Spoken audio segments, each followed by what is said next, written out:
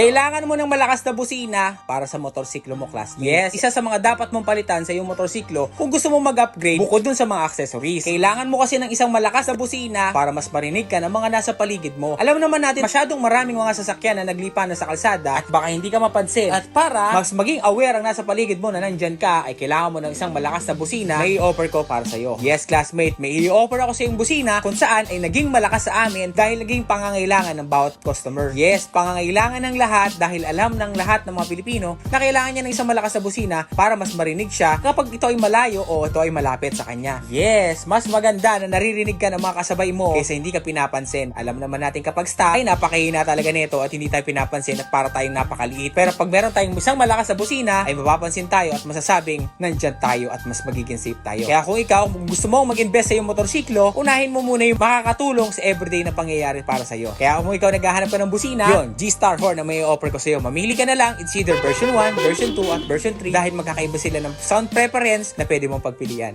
Ikaw na lang mamili ha. Malakas na busina? Baka G-Star Horn na yan.